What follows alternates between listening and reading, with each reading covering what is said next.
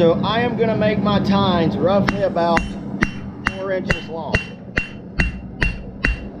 And that's about the width of my anvil.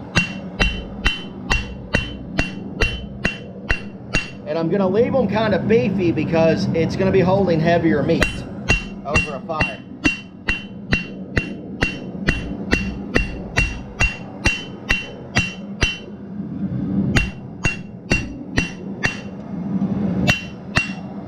But I want to go ahead and flatten it out so when I go to cut it, I can get pretty much where center is going to be and I'm not going to have to fight with it.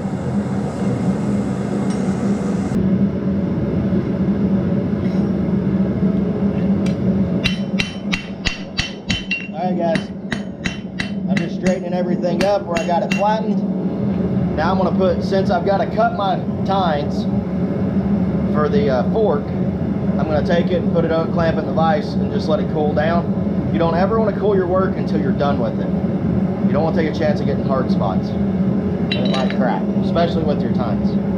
Okay guys, well that's cooling down. We are going to make our crane part, or upright. And the only thing I'm going to do is like whenever we make a leaf, is I'm just going to make a blunt point on the end. The only difference is I'm going to rotate my material as I'm doing this because I want to keep the point centered. I don't want it super sharp. I want it to be like an arrowhead point or something to where when I drive it in the ground and it hits the rock, it's not going to chip up. You also will do the same technique if you're making tent stakes. Now, make sure everything is uniform. And I'm going to leave it like that. Straighten it up here. See where it was off just a little bit. But I'm going to leave it like this. I'm going to leave it square. I'm going to leave it a point. And this is what's going to drive in the ground. I'm just knocking off. Alright guys, so I'm going to take about 3 inches. Yeah, I'm going to go find my 1. There we go. I'll put the 1 right there. And I'm going to go right at 3 inches off the anvil. Just close. I'm going to put a mark so I know where I'm at just in case I lose my heat. Bend all the way down to make that 90, guys.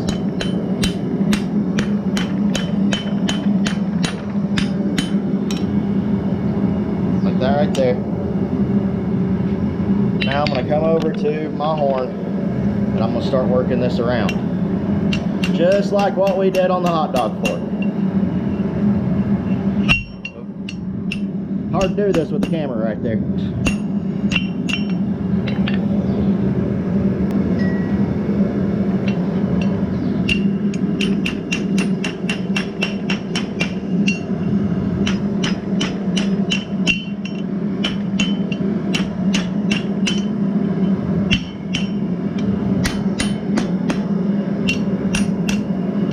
Now you want to make sure this one closes up good. So hammer it all the way around on itself.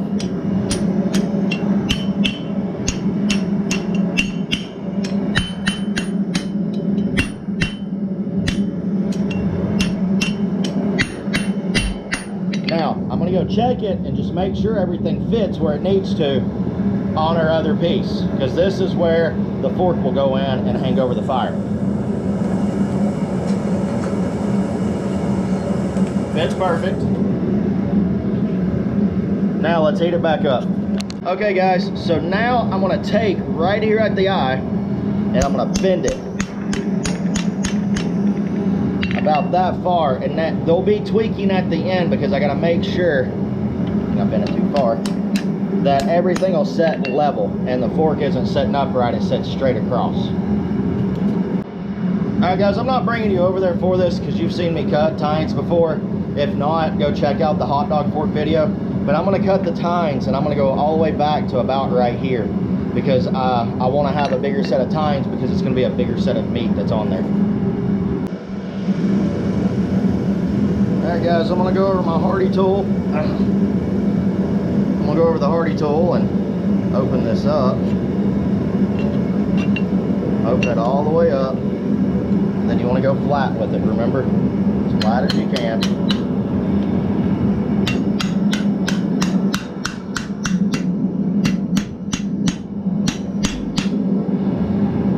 going out, guys, that center point right there is a weak spot. So be very careful that you do not mess that up. I'm not really going to draw these tines out. I'm going to make points on them.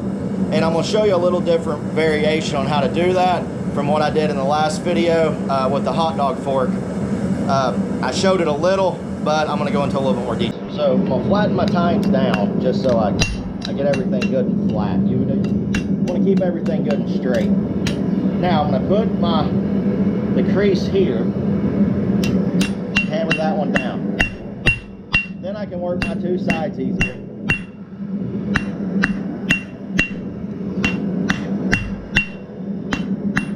And I'm not going, again, razor sharp, super point on this. I'm going to keep everything centered. And I am going to put a sharper point on the edge of this than I would what was being drove in the ground, because this is going into meat. Now, I'm going to round out the edges a little bit, but I am not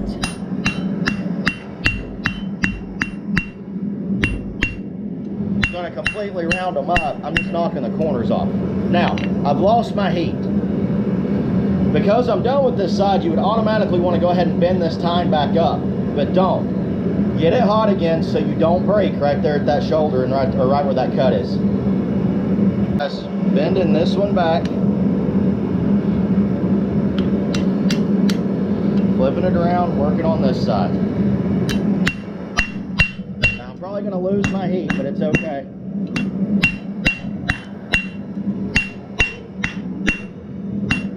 Throw it back in the forge and heat it back up. Alright, we'll continue drawing this point out. Don't know how I missed. It happens even to the best of us. I'm going to round everything up.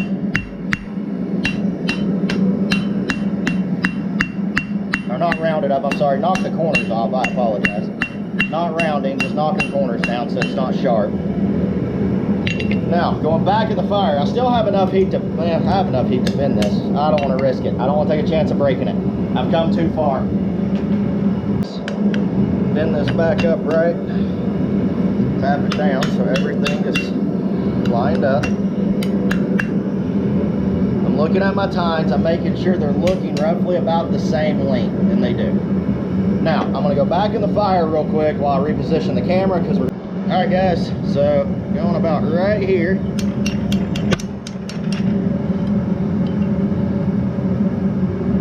Line back up. Got one side a little wider than the other, I can see it.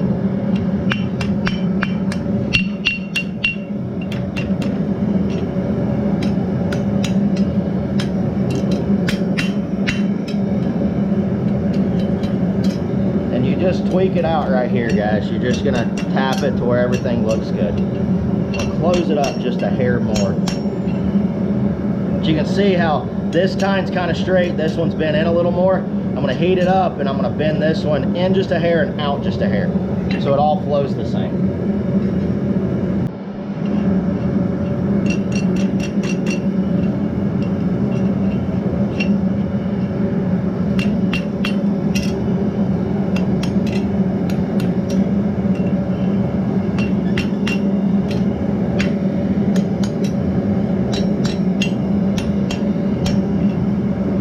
There we go.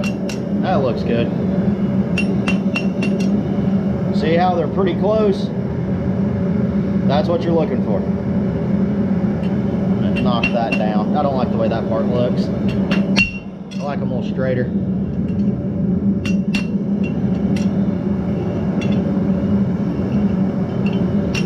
You can tweak this till you break it, guys, so be careful.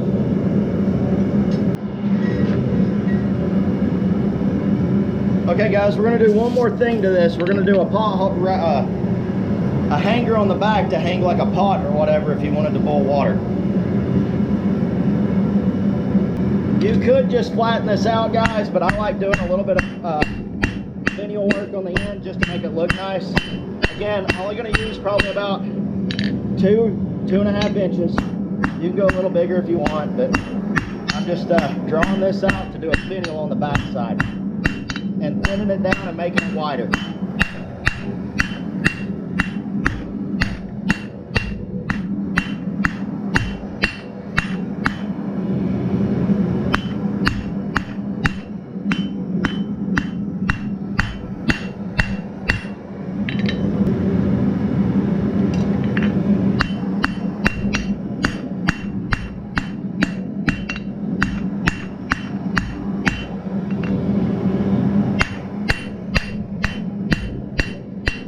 purpose for this finial also, guys.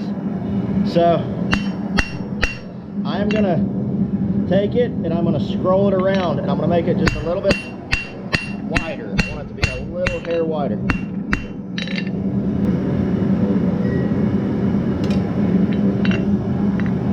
All right, guys. Again, this finial does have a purpose, guys.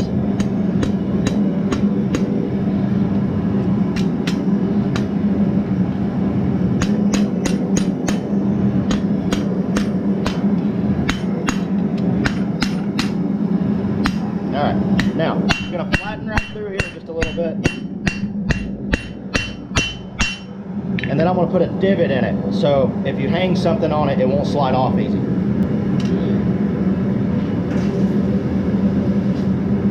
All right, guys, so I'm gonna put this divot in here. Gotta go right here. And I wanna put just like a divot like this right here. Now, it got off just a little bit, so I'm gonna clamp it in the vise and straighten it up. And one of the things that I like to do with these guys is up close to where the pot holder will be and up close to roughly where the tines will be, I'll put a twist in it just to give it a little bit more dimension. I don't put any twists in the center because I don't want to take a chance of the material scrolling while somebody's trying to cook. Unless you're wanting that rotisserie effect, and then you can just kind of have it corkscrew down. So that's what I'm going to do now, guys, is throw a couple twists in it. But you've seen twists quite a few times, so I'm not going to show that on video. I'll get that knocked out, and we'll talk about what we learned today. All right, guys, so let's get real for a minute and talk about what we learned today. Well, we made our squirrel cooker. And I'll get into the functions of how you use this in just a second and what all it can be used for. But I want to talk about what we learned in past 3 videos that we used all those techniques to make this. So both of our back to basic videos of making a hook and making a leaf, those processes were in this. And also how we made the hot dog fork, that process is in this also. So I'm going to break down each section and talk about what video gave us the knowledge for that. So let's go with our tines. Well, that was the hot dog fork video, but it's also the hook making video because you drawed these out into a point. The finial is from the hook making video. Now we learned something new with the pot holder, kind of. All I did was start making an eye bolt. I hammered the material down a little bit with the finial side up, like I would if I was making a J-hook. And then I got it roughly the bend that I wanted, and then I took it over the horn of the anvil and tapped the back of it down so it would straighten everything up and give us that divot.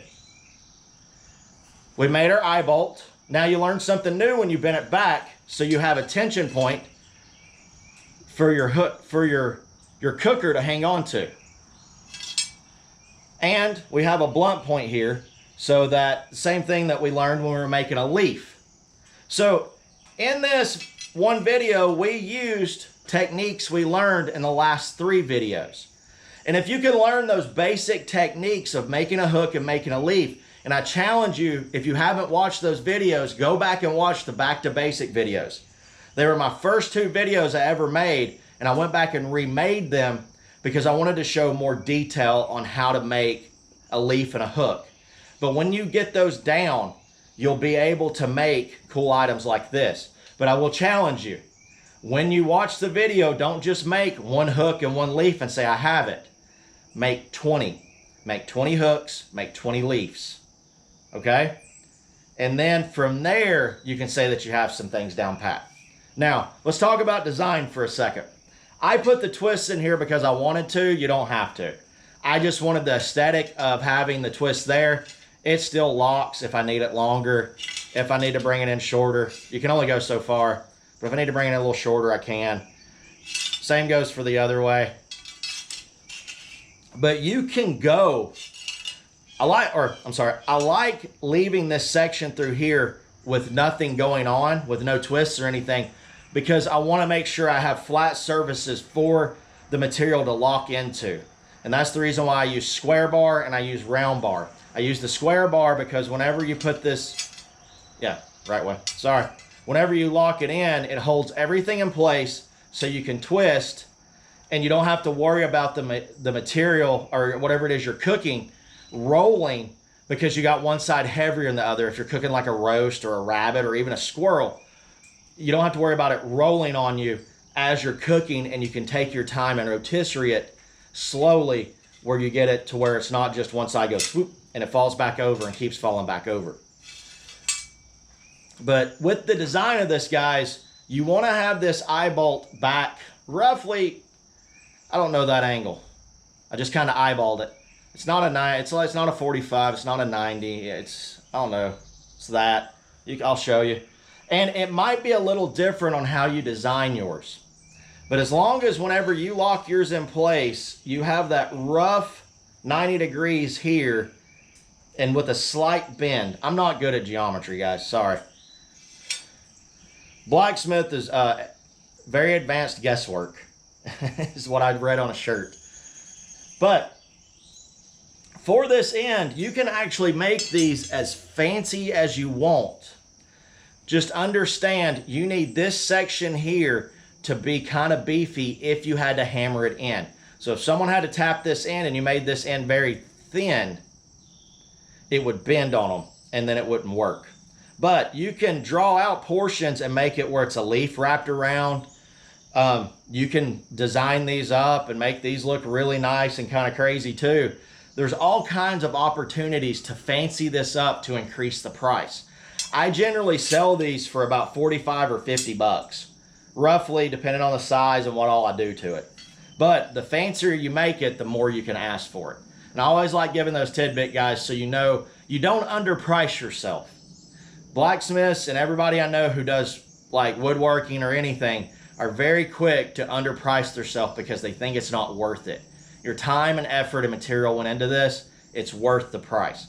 Takes roughly about an hour or so to make one of these. I can probably knock one out now in about 30 minutes because I've made a bunch.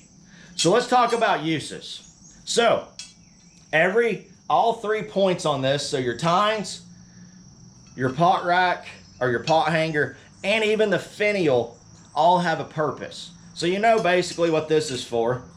You can stab with it, you can hang your meat on it, but I've left the tines beefy, so if you were in a survival situation, you have a very small spear defensive tool. You could lash this to a stick if you needed to, and you could have a gig if you needed a gig for frogs or for fish, and you got everything to cook with right there. If you needed to lay something on top of this, or use this for a frame to make a, I always call them green stick grills, where you take the green twigs and you cook fish or something in it, but you have a metal rack so you don't have to worry about it burning through. On this side, you got your pot hook so you can hang most anything on it, but the finial is designed to put a hook through or lashing through, so if you needed to get something closer to the fire, so say you're boiling water but you're cooking some soup too and you want to get them both close and you want to do it at the same time, you have the ability to do that now. So guys, very fun project. This is something you can do if you are set up somewhere at a market or anything like that, but a great tool to take with you in the woods. Like I was saying, if you got lost or something like that, you have multiple uses to be able to use this one tool to help you survive. Is it a little bit heavier? Yes, but I would trade out a little bit of weight to have the knowledge of knowing that I have a defensive tool if I needed it, ways of actually 2 defensive tools, because this right here could easily be sharpened up on a rock and you can make a small straight point spear with it, or you could knock something in the head with it. But you have so many different purposes you can use this for, and it folds up together like this. Couple little techniques I would tell you to do is, if you are carrying this in a pack, you might take 2 pieces of cork from like a wine bottle cork and put them over the ends of this just to protect them so you don't accidentally poke yourself, but they're not really super sharp. I mean, you can feel that they're pointy, but they're not going to be like, you're going to have to gouge somebody to get them. But just to help protect them and protect yourself, especially if people are with you and these are poking out. But putting a piece of cork over the end or something to cover it up, piece of leather. You could even make a small leather bag for this to go in it or a canvas bag to help protect it. And you got the canvas if you need to make char cloth. I always try to think of things and have everything in my pack when I look at it to go, how many uses does it have? If it only has just one use, I really have to stop and think, do I absolutely need it in my pack? Or do I have something that'll do the same thing, but I can use it for multiple things? But guys, that is the video. I hope you guys enjoyed it. I will see you on the next one. God bless. Keep hammering.